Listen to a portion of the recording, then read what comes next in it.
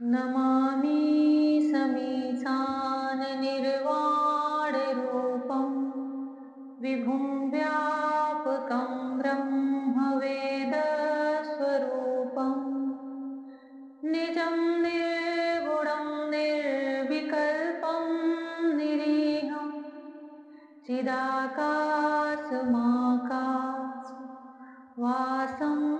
भजेऽहम्। श्रावण मास पवित्र महीना, महादेव माता पार्वती के चरणों में बारंबार प्रणाम है। जय श्री कृष्णा मेरी सोल फैमिली आध्यात्म आपके अपने चैनल पर मैं नंदा आप सबका बहुत बहुत स्वागत करती हूँ। श्रीमद् भागवत महापुराण का यह पावन पवित्र जो ग्रंथ है श्रावण मास में चल रहा है। अभी इसका चतुर्थ स्कंद चल रहा है और इसमें बहुत ही ज्ञान से भरी हुई, गूढ़ रहस्य से भरी हुई पुरंजनोपाख्यान का प्रसंग नारद मुनि देवर्षि श्रेष्ठ राजा प्राचीन बरही को सुना रहे हैं। वह यह प्रसंग क्या सुना रहे हैं, वास्तव में स्वयं के जो मनुष्य होते हैं उनके जीवन का वृत्तांत ही सुना रहे हैं। जीव कैसे जन्म लेता है और जो उसका आदि अनंत सखा आत्मा होता है उसको भूल करके भगवान की माया में, संसार में वह कैसे भटकता है, कैसे बड़े बड़े स्वप्न देखता है जो कि उसको बहुत ही सुहावने लगते हैं। उसी को वह अपनी पूरी दुनिया, अपना पूरा जीवन मान बैठता है। पर यह तब तक ही है जब तक कि उसकी आयु है, जब तक उसका प्रारब्ध है। देखिए, जो हमें प्रारब्ध से जीवन मिला है वह हमें जीना ही पड़ेगा, चाहे सुख से चाहे दुख से। हमारा प्रारब्ध ही तय कर देता है कि हम यहाँ पर गृहस्थ में रहेंगे या सन्यास में रहेंगे, भगवान में मन लगेगा या फिर बिल्कुल नास्तिक रहेंगे। जीवन बीत जाएगा और हम जानेंगे ही नहीं कि ईश्वर कौन है। सब कुछ हमारे पूर्व जन्म के कर्मों से तय रहता है। पर जब हमें जन्म मिलता है तो जो जीवन जी रहे हैं उस जीवन में यह प्रयास अवश्य करें कि भगवान के प्रति हमारा मन लगे, हम उनके सम्मुख हों, उन्हें अपने हृदय में बसाएं, उनकी भक्ति करें, उनकी उपासना करें। जैसी भी जिस भी परिस्थिति में आप हो, जितना भी समय मिले उतना उतने में से थोड़ा सा समय ईश्वर के लिए जरूर निकालें। जैसे कोई रात दिन अपने काम में व्यस्त है तो मन से उनकी पूजा करें, मन से उनका जप करें, मन से उनका ध्यान करें। और वह सबसे सर्वोत्तम और सबसे पवित्र होता है, क्योंकि आपका सारे हमारे जो ये अंग होते हैं जिनको इंद्रियां बोलते हैं, हाथ पैर आंख नाक कान मुंह, यह सब भगवान के प्रति कैसे लगे इसका बार बार इन पुराणों में प्रसंग आता है, कथाएं आती हैं। क्यों? सिर्फ इसलिए कि इन सब के द्वारा हमारा जो यह चंचल मन है जिसको वश में करना बहुत ही कठिन होता है, उस पर माया का पूरा आवरण लिपटा रहता है, वह मन भगवान में लग जाए। अब एक बार आपका मन भगवान श्री कृष्ण के चरणों में लग गया, फिर आपकी ये सारी इंद्रियां संसार में रह के चाहे जो कार्य करें, आप बिल्कुल निश्चिंत रहिए, आपका मन कभी उनसे हटेगा नहीं। यह मन उनसे जोड़ने के ही लिए इतने पुराण बने हैं, इतने ग्रंथ बने हैं, इतने संत होते हैं, भगवान के इतने पार्षद आते हैं, किसी न किसी तरह से जीव को यह ज्ञान देने के लिए, आत्मज्ञान देने के लिए कि तुम अपने प्रारब्धवश जो भी कर्म तुम्हारे भाग्य में जो आ रहा है उसको जियो, पर अपना जो एकमात्र मन है वह भगवान के चरणों में रख दो। इसी को मुक्ति बोलते हैं और इसी को मोक्ष बोलते हैं। भगवान श्री कृष्ण चंद्र की भक्ति और प्रेम भी इसे बोलते हैं। राजा प्राचीन ही बहुत समय से कर्मों में रत रहने के कारण अपने आप को, अपने स्वयं को भूल चुके थे। नारद मुनि उन्हें यह पुरंजन की कथा सुना रहे हैं और ऐसी कथा, ऐसे प्रसंग देवर्षि नारद जैसे ही लोग कह सकते हैं, साधारण लोगों के कहने की यह बस की बात नहीं है। वह सीधा राजा के हृदय में बात बैठ जाती है। उनको अपने और आत्मा में कोई भेद ही नहीं दिखता। सब कुछ उन्हें स्वच्छ दर्पण की तरह दिखने लगता है कि मैं क्या हूँ, कौन हूँ, क्यों आया हूँ, अब तक क्या कर रहा था। राजा प्राचीन ही नारद मुनि से हाथ जोड़ करके याचना करते थे कि मुझे याचना किए थे कि मुझे वह आत्मज्ञान दीजिए। मैं राज्य में भूला हुआ हूँ, मैं अपने घर, पत्नी, पुत्र, सेना में भूला हुआ हूँ कि आत्म कल्याण क्या होता है। नारद मुनि पुरंजन और पुरंजनी का बहुत ही सुंदर व्याख्यान सुना रहे हैं। और अब वह बहुत लंबे समय तक अपनी पत्नी के साथ उस सुख सुख विलास का भोग भोगते भोगते उसकी पूरी युवावस्था समाप्त हो गई। काल कन्या कोई और नहीं, जरा नाम की जो वृद्धा होती है उसी को कहते हैं। वह बलात्कार से बलपूर्वक यमनराज भय के भाई प्रज्वार के साथ और उनकी बड़ी ही दुस्तर सेना के साथ उस पुरी को, उस नगरी को भोगने लगी। वहां अब सबको बुढ़ापे ने आके घेर लिया, सबकी इंद्रियां शिथिल हो गई। और यह 5 फनों वाला सर्प जो होता है, यह हमारी ज्ञान इंद्रियां ही होती हैं, जिससे हम अपने इस देह को चलाते हैं।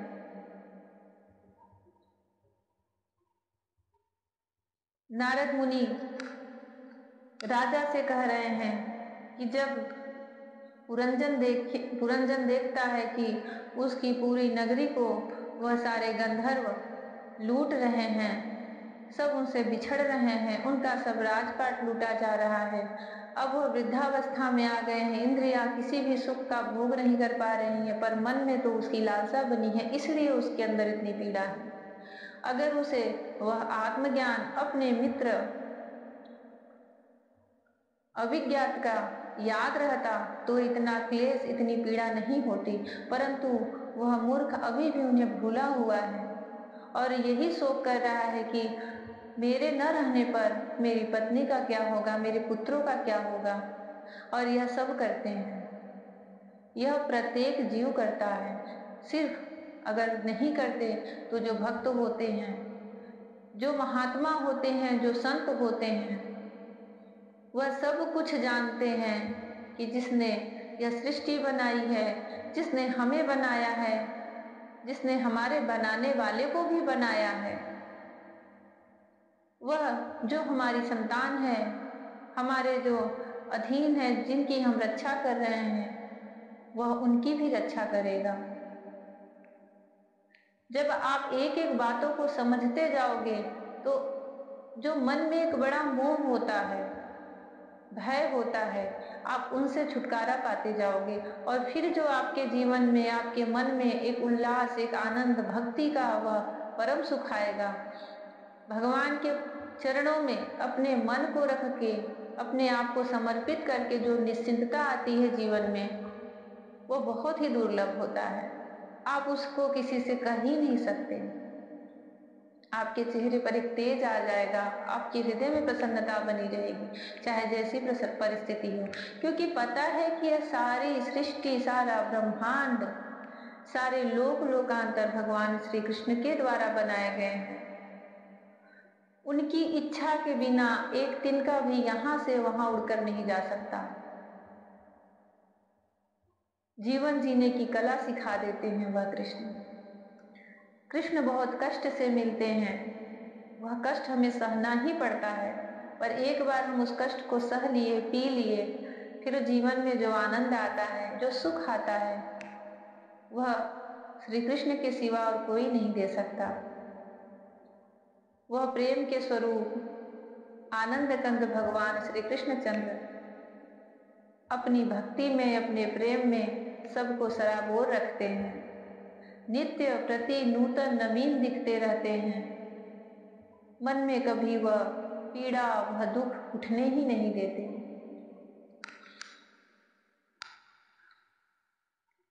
राजा पुरंजन के नगर को काल कन्या ने कैसे अपने आलिंगन में कर लिया। नारद मुनि महाराज प्राचीन बरही को अब यह प्रसंग आगे सुनाते हुए कह रहे हैं कि महाराज, काल कन्या के आलिंगन करने से पुरंजन की सारी सारी उसकी सारी श्री नष्ट हो गई तथा अत्यंत विषयासक्त होने के कारण वह बहुत दीन हो गया। उसकी विवेक शक्ति नष्ट हो गई। गंधर्व और यवनों ने बलात्कार से उसका सारा ऐश्वर्य लूट लिया। उसने देखा कि सारा नगर नष्ट भ्रष्ट हो गया है। पुत्र पौत्र भृत्य और अमात्य वर्ग प्रतिकूल होकर अनादर करने लगे हैं। स्त्री स्नेह शून्य हो गई है। मेरे देह को काल कन्या ने वश में कर रखा है। पांचाल देश शत्रुओं के हाथ में पड़कर भ्रष्ट हो गया है। यह सब देखकर राजा पुरंजन अपार चिंता में डूब गया और उसे उस विपत्ति से छुटकारा पाने का कोई उपाय न दिखाई दिया। काल कन्या ने जिन्हें निहिसार कर दिया था, उन्हीं भोगों की लालसा से वह दीन था। अपनी पारलौकिकी गति और बंधुजनों के स्नेह से वंचित रहकर उसका चित्त केवल स्त्री और पुत्र के लालन पालन में ही लगा हुआ था। ऐसी अवस्था में उनसे बिछड़ने की इच्छा न होने पर भी उसे उस पुरी को छोड़ने के लिए बाध्य होना पड़ा, क्योंकि उसे गंधर्व और यवनों ने घेर रखा था। काल कन्या ने कुचल दिया था। इतने में ही यमराज भय के बड़े भाई प्रज्वाल ने अपने भाई का प्रिय करने के लिए उस सारी पुरी में आग लगा दी। नारद मुनि आगे कहते हैं, राजा, जब वह नगरी जलने लगी तब पुरवासी सेवक वृंद, संतान वर्ग और कुटुंब की स्वामिनी के सहित कुटुंब वत्सल पुरंजन को बड़ा दुख हुआ। नगर को काल कन्या के हाथ में पड़ा देख उसकी रक्षा कराने वाले सर्प को भी बड़ी पीड़ा हुई। उसकी रक्षा करने वाले सर्प को भी बड़ी पीड़ा हुई, क्योंकि उसके निवास स्थान पर भी यवनों ने अधिकार कर लिया था और प्रज्वाल उस पर भी आक्रमण कर रहा था। जब उस नगर की रक्षा करने में वह सर्वथा असमर्थ हो गया, तब जिस प्रकार जलते हुए वृक्ष के कोटर में रहने वाला सर्प उससे निकल जाना चाहता है, उसी प्रकार उसने भी महान कष्ट से कांपते हुए वहां से भागने की इच्छा की।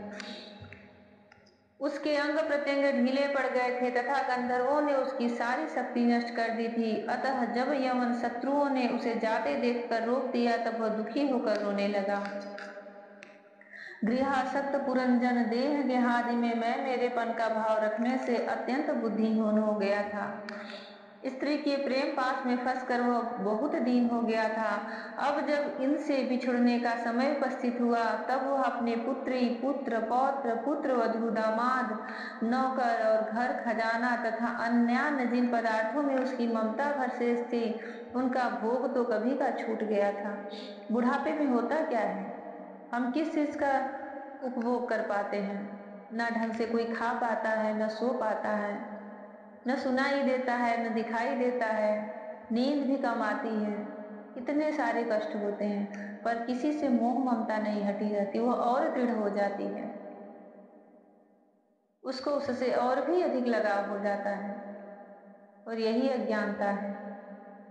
इसी से फिर जीव का जन्म होता है। उसे वह घर तो नहीं प्राप्त होता, वह पत्नी, वह पुत्र तो नहीं प्राप्त होते। अपने कर्मों से वह एक नया जीवन प्राप्त करता है। जाने किस योनि में जाता है, क्या बनता है, कौन उसके सगे संबंधी होते हैं और फिर उसे कौन सा कष्ट मिलता है। यह निरंतर चलता रहता है जब तक आप श्री कृष्ण की तरफ अपने आप को नहीं मोड़ लेते।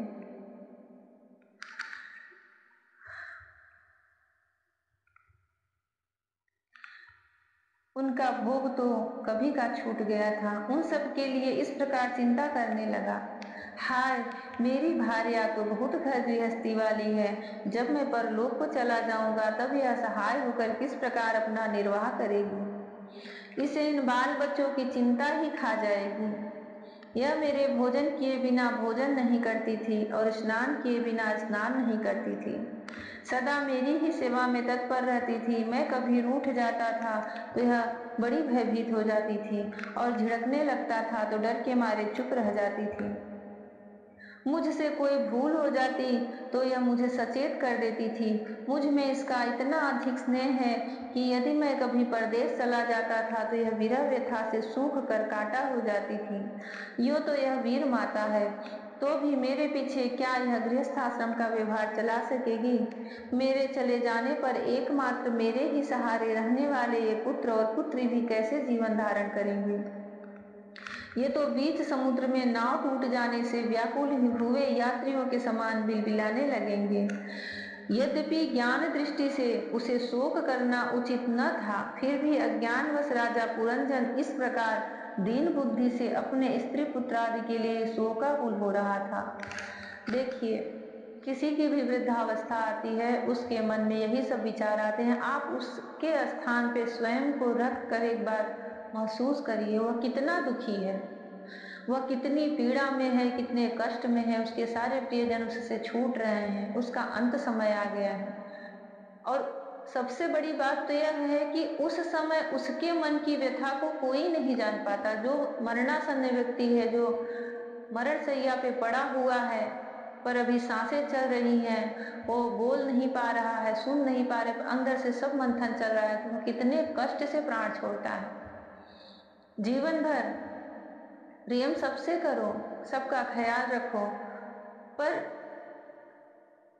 ऐसा प्रेम मत करो कि वह मोह में बंधा रहे और आपको छोड़ने में उसे बहुत कष्ट हो।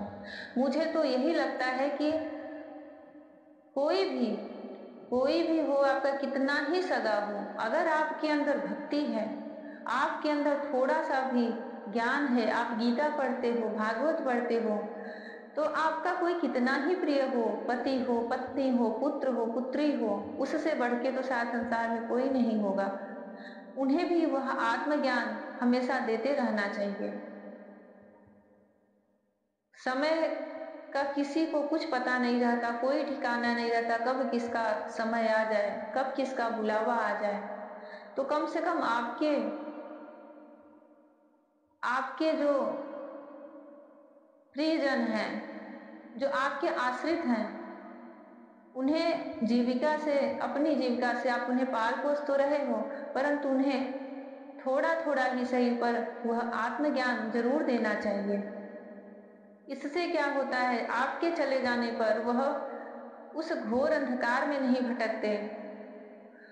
उन्हें भी वह माया उतनी ही दुखी करती है जैसे जाने वाले को दुखी कर रहा है। पर जब आप उन्हें पहले से ही आत्मबल से मजबूत बनाए हैं, भक्ति के राह पे चलाए, भगवान की उंगली पकड़ाए हैं, तो वह जीवन में कभी नहीं भटकता, कभी भी नहीं। उसके ऊपर सदैव भगवान की, ईश्वर की छत्र छाया बनी रहती है। और उसे अपने जैसे जैसे, अगर बच्चे छोटे हैं, होता है कभी कभी कि बच्चे छोटे हैं और माता पिता नहीं रह पाते, कभी उसमें से कोई एक नहीं रह पाता। पर अगर आपने संस्कार ऐसे दिए हैं कि जीवन में कितनी भी कठिनता आए, भगवान श्री कृष्ण को पकड़ लो, महादेव को पकड़ लो, आदि शक्ति को पकड़ लो, यह परम ब्रह्म है, परम शक्ति है, तो वह सदैव उनकी रक्षा करते रहेंगे।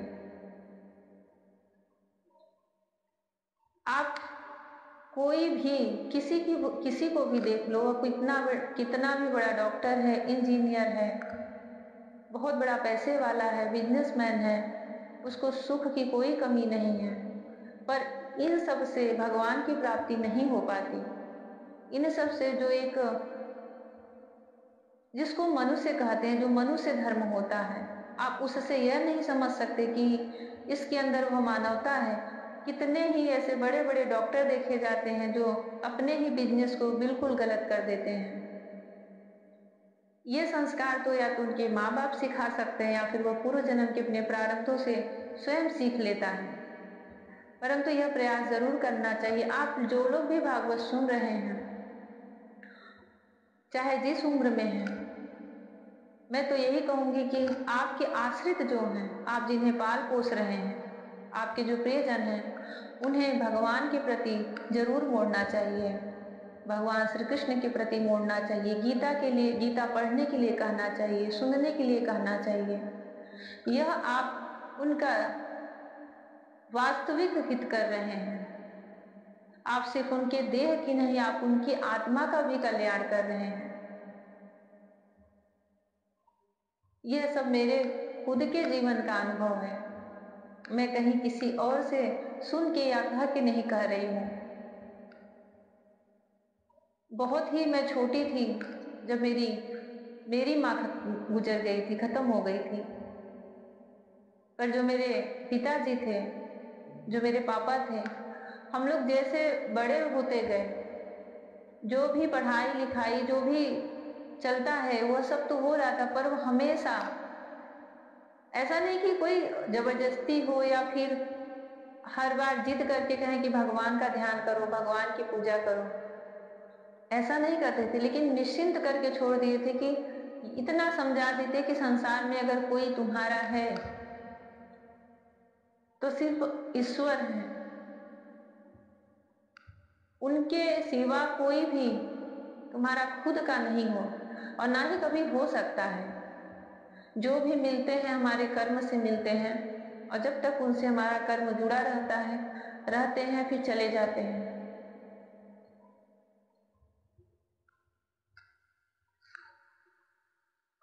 उनकी प्रेरणा से ही मैं आज ये भागवत भी कर रही हूँ। मैं तो बचपन से इसको कई बार पढ़ चुकी हूँ। बहुत छोटी थी तभी मेरे पापा इसको मेरे हाथ में रख देते कि इसको पढ़। उनका सबको कहने का एक ही था कि जीवन भी धर्म पूर्वक जियो, और जो भी जैसा भी परिस्थिति हो उसमें प्रसन्न रहो। कभी किसी का गलत मत करो, किसी के लिए बुरा मत सोचो, किसी की शिकायत, किसी के लिए कुछ भी मत ऐसा गलत करो कि उसे पीड़ा हो। पर अपने अंतःकरण में हमेशा सदैव एक इष्ट को बना के रखो, चाहे वह कृष्ण हो, चाहे वह शिव हो, चाहे वह दुर्गा हो, जिसके प्रति आपकी श्रद्धा है। यह सब महादेव हैं, आदि हैं, अनंत हैं। हम उन्हीं से चल रहे हैं। फिर आप जीवन में कभी टूटोगे नहीं, बिखरोगे नहीं। विपत्तियां आएंगी भी तो भी आप उसका डट कर सामना करोगे। क्योंकि अगर आप अभी बच्चे हो, माँ बाप के साथ रह रहे हो, तो वह भी जीवन भर साथ नहीं रहने वाले हैं। और माता पिता हो तो आप भी बच्चों के साथ सदैव रहने वाले नहीं हैं। हर समय सब एक दूसरे से बिछुड़ते ही रहते हैं। कम से कम जीवन आयु पूरी होने से पहले अगर कोई आपको आत्मज्ञान करा दे रहा है, उससे बड़ा सच्चा आपका कोई भी हितैषी नहीं है। कोई भी नहीं है इस पूरी संसार में, पूरी सृष्टि में। अगर आज पुरंजन को वह आत्मज्ञान रहता तो वह सुकून से, शांत मन से, प्रसन्न मन से, भगवान से मिलने की व्याकुलता से वह जाने की बाट देखता। जो है यहाँ वह अपना जीवन जिएंगे, अपना प्रारब्ध जिएंगे। किसी के जाने के बाद कोई उसको कितने दिन याद करता है। इसलिए अपने जीवन में, अपने जो प्रिय हैं उनके जीवन में भगवत गीता, भागवत, भगवान की कथाएं, भगवान से जुड़ी हुई बातें हमेशा कहते रहना चाहिए, ताकि उनके मन मस्तिष्क में वह चीज शुरू से ही बैठ जाए। और फिर वह रक्षा भी करते हैं, आते भी हैं। आपने जिस भाव से उनको भजा है वह उसी भाव से आपके सदैव बने रहते हैं, जब तक कि आपकी पूरी आयु न बीत जाए। ऐसा नहीं कि आपकी 100 वर्ष की आयु है तो भगवान बीच में ही लेके चल देंगे। जो आपका प्रारब्ध है, सुख या दुख, वो आप भोगोगे ही, उसमें भगवान कोई विघ्न नहीं डालते।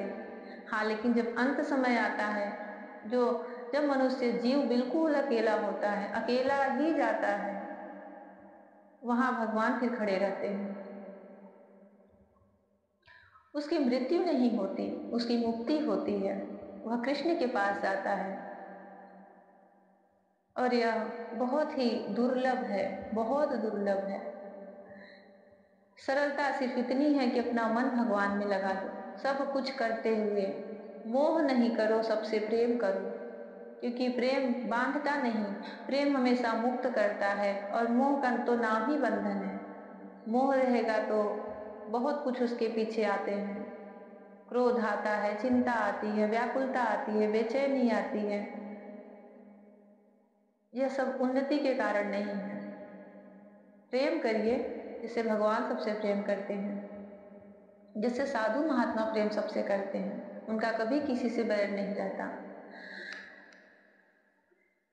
पुरंजन अपने परिवार के लिए, अपनी पत्नी के लिए, पुत्र के लिए बहुत ही शोकातुर हो रहा है। यद्यपि ज्ञान दृष्टि से उसे शोक करना उचित न था, फिर भी अज्ञानवश राजा पुरंजन इस प्रकार दीन बुद्धि से अपने स्त्री पुत्रादि के लिए शोकाकुल हो रहा था। इसी समय उसे पकड़ने के लिए वहां भय नामक यमन राजा धमका।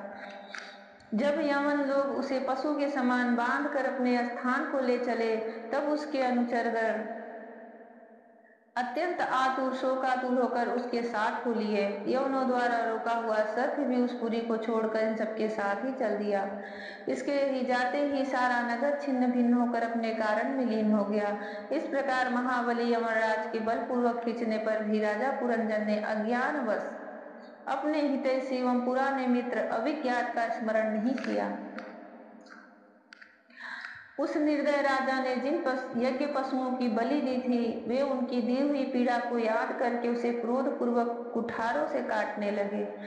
वह वर्षों तक विवेकहीन अवस्था में अपार अंधकार में पड़ा निरंतर कष्ट भोगता रहा। स्त्री की आसक्ति से उसकी यह दुर्गति हुई थी। अंत समय में भी पुरंजन को उसी का चिंतन बना हुआ था, इसलिए दूसरे जन्म में वह नृप श्रेष्ठ विदर्भ राज के यहाँ सुंदरी कन्या होकर उत्पन्न हुआ।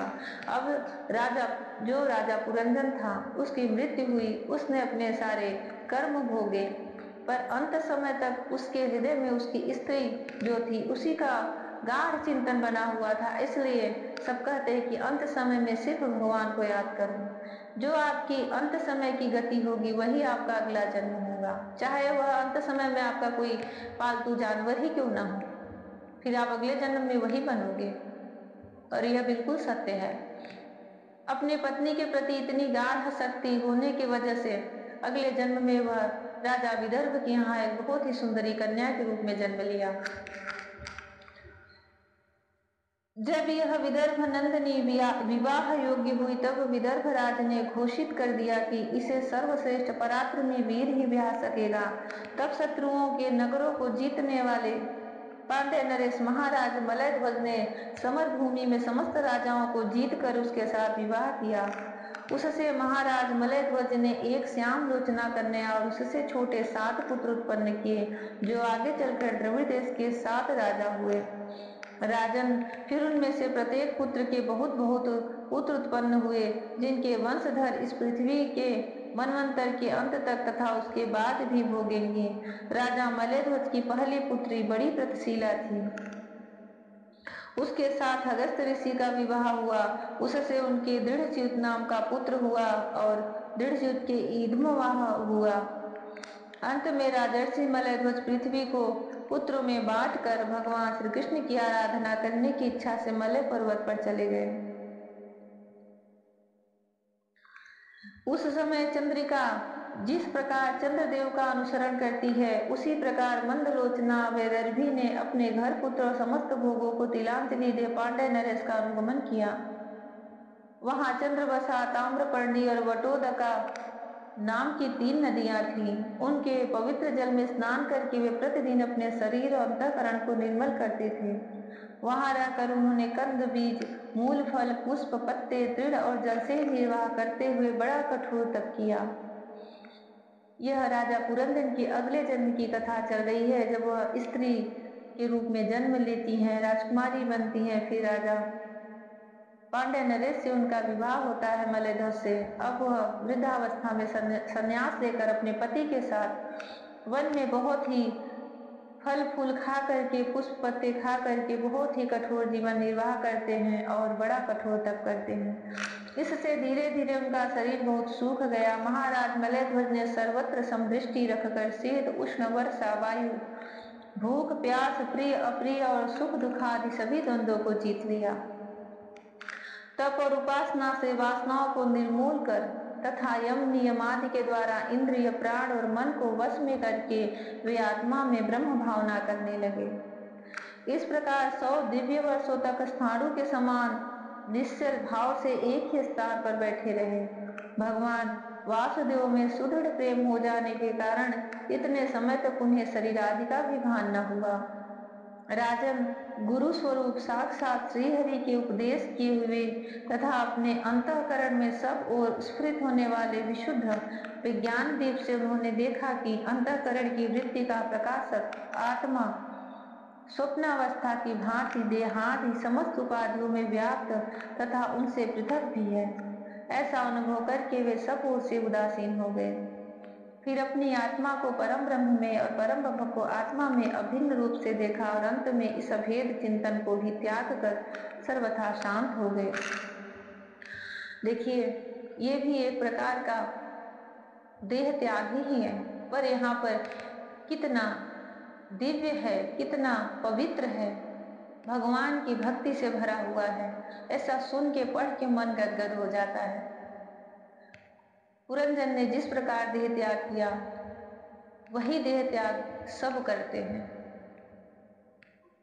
पर यह जो राजा की कथा चली है मलय ध्वज की, उनके पास भी तो वही सुख संपत्ति, पुत्र पत्नी, राज्य, सेना सब कुछ था। पर अज्ञान इसी को बोलते हैं। अंत समय में अपने श्री हरि को प्राप्त करने के लिए उन्होंने सारे सुखों का त्याग कर दिया और वन में जाकर कठोर तपस्या करके उस आत्मज्ञान की प्राप्ति की और मोक्ष को प्राप्त किया। राजन, इस समय पति परायणा वेदर भी सब प्रकार के भोगों को त्याग कर अपने परम धर्म पति मलय ध्वज की सेवा में बड़ी प्रेम करती थी। अपने पति मलय ध्वज की सेवा बड़े प्रेम से करती थी। वह क्षीर वस्त्र धारण किए रहती। व्रत उपास आदि के कारण उसका शरीर अत्यंत कृश हो गया था और सिर के बाल आपस में उलझ जाने के कारण उनमें लटे पड़ गई थी। उस समय अपने पति देव के पास वह अंगार भाव को प्राप्त धूम रहित अग्नि के समीप अग्नि की शांत शिखा के समान सुशोभित हो रही थी।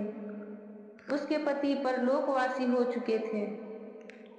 राजा की आत्मा उस शरीर से निकल चुकी थी, सिर्फ उनका देह था वहां पर, परंतु वह उसी अवस्था में बैठे थे, परंतु पूर्ववत स्थिर आसन से विराजमान थे। इस रहस्य को न जानने के कारण वह उनके पास जाकर उनकी पूर्ववत सेवा करने लगी। अभी उनकी जो पत्नी है उन्हें पता ही नहीं कि इन्होंने अपने इस देह को त्याग दिया है। चरण सेवा करते समय जब उसे अपने पति के चरणों में गर्मी बिल्कुल नहीं मालूम हुई, तब तो वह झुंड से बिछड़ी हुई मृगी के समान चित्त में अत्यंत व्याकुल हो गई। उस बीहड़ वन में अपने को अकेली और दीन अवस्था में देखकर वह बड़ी शोकाकुल हुई और आंसुओं की धारा से भिगोती हुई जोर जोर से रोने लगी। वह बोली, राजर से उठिए उठिए, समुद्र से घिरी हुई यह वसुंधरा लुटेरों और अधार्मिक राजाओं से भयभीत हो रही, आप इसकी रक्षा कीजिए। पति के साथ वन में गई हुई वह अबला इस प्रकार विलाप करती पति के चरणों में गिर पड़ी और रो रो कर आंसू बहाने लगी। लकड़ियों की चिता बनाकर उसने उस पर पति का शव रखा और अग्नि लगाकर विलाप करते करते स्वयं सती होने का निश्चय किया। राजन, इसी समय कोई पुराना मित्र, एक आत्मज्ञानी ब्राह्मण वहां आया। उसने उस रोती हुई अबला को मधुर वाणी से समझाते हुए कहा, जय श्री कृष्ण। श्रीमद् भागवत महापुराण की यह पुरंजनोपाख्यान का अभी अंतिम भाग शेष है और इसी के बाद नारद मुनि राजा को इसका सारा वृत्तांत, सारा महात्म सुनाते हैं। वह ब्राह्मण कौन था, वह स्त्री कौन थी, वह आकर के उस पूर्व जन्म के पुरंजन जो इस जन्म में स्त्री के रूप में, रानी के रूप में अपने पति के साथ सती होने जा रही हैं, उस अवस्था में, उस समय में उस वह ब्राह्मण उनसे क्या कहता है, इसका आप लोग पूरा प्रसंग सुनिएगा, तब जाकर के यह पुरंजनोपाख्यान संपूर्ण होगा। और जो ज्ञान, जो समझ राजा प्राचीन दर्ही को प्राप्त हुआ, भगवान श्री कृष्ण वही समझ, वही ज्ञान सबके मन को दो, सबके मन में, अंतःकरण में अपनी निश्चल बुद्धि, निश्चल भक्ति, निश्चल प्रेम बनाए रखें। अपनी करुणा बरसाए। जय श्री कृष्णा। राधे राधे। हरि ओम।